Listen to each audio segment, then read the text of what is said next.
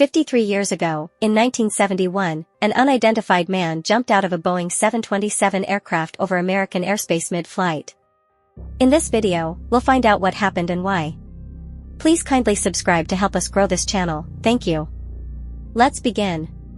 On Thanksgiving Eve, November the 24th, 1971, Northwest Orient Airlines Flight 305 was hijacked by an unidentified man that was scheduled to fly from Portland, Oregon, to Seattle, Washington. This man was known only as Dan Cooper, who had purchased his one-way ticket in Portland with a $20 bill, and used no identification. Presumably this was a bogus name, and has been better known as DB Cooper ever since. Located in seat 18E, in the last row of the plane, Cooper took his place and requested a bourbon and 7-Up from a flight attendant. There were 42 occupants on board the flight, comprising of 36 passengers, which included Cooper and 6 crew. Once the flight was airborne, DB Cooper handed a note to flight attendant Florence Schaffner that advised he was carrying a bomb and demanded $200,000 in ransom money, which in today's money is roughly $1.6 million.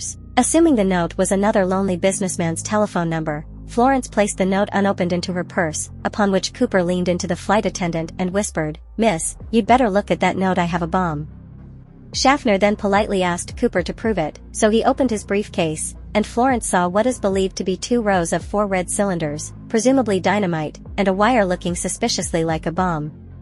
In addition to this, Cooper demanded 4 parachutes upon the plane's landing in Seattle. Frightened by this, Florence proceeded to the front of the plane to deliver the message, and Captain William Scott asked her to remain in the cockpit. Surprisingly, Cooper's demands had been met, and $200,000 of negotiable American currency was delivered to the airport from Seattle First National Bank in a cloth bag. This was made up of 10,000 unmarked $20 bills, most of which had serial numbers beginning with the letter L. Once back on the ground in Seattle, Cooper released the passengers, loaded his cash, and ordered the flight crew to refuel the vessel and take off for a second flight to Mexico City, with a further refueling stop in Reno, Nevada, whilst still clutching his alleged bomb. The captain was ordered to fly at a much lower altitude of approximately 10,000 feet with the landing gear and flaps down. Half an hour after taking off from Seattle at around 8 p.m., Cooper opened the aircraft's rear aft door, deployed the staircase, dressed himself and the money in parachutes, and leapt out of the place, somewhere believed to be over southwestern Washington, causing a huge thud on board as the stairs flew back up into the vessel, causing the pilot's ears to pop. A few hours later, Flight 305 landed safely at Reno Tahoe International Airport. On December 6, 1971, FBI Director J. Edgar Hoover authorized Air Force SR-71 Blackbirds to retrace and photograph Flight 305's flight path, but returned empty-handed.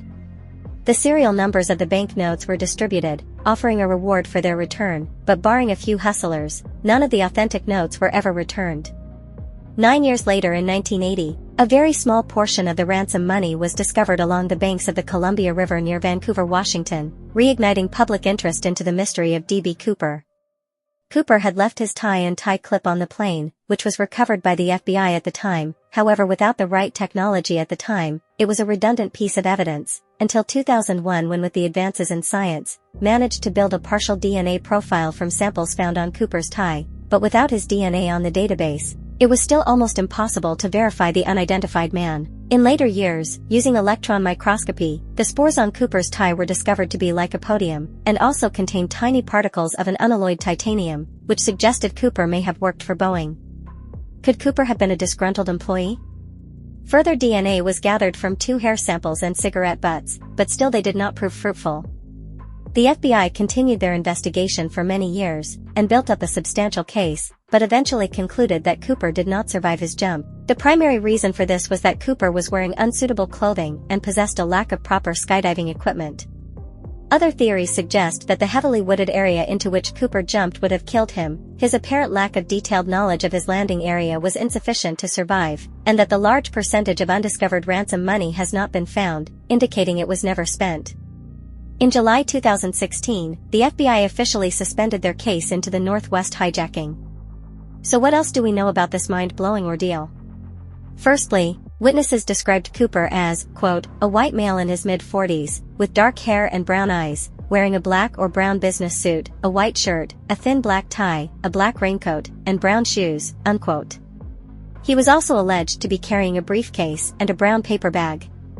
In 2016, 20,000 pages of the FBI's file were released under a Freedom of Information request. However, sadly, most of them were redacted, although further research indicates that the reason they came up with little was because they were searching in the wrong area, as the flight may have been off course.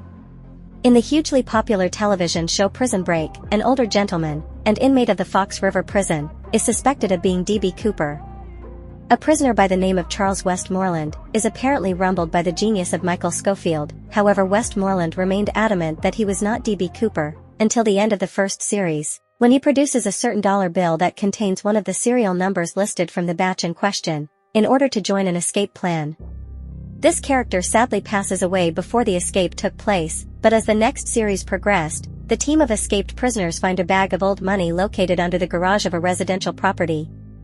Whilst this is obviously a show for dramatic purpose, with made-up storylines, could there be an underlying element of truth to this?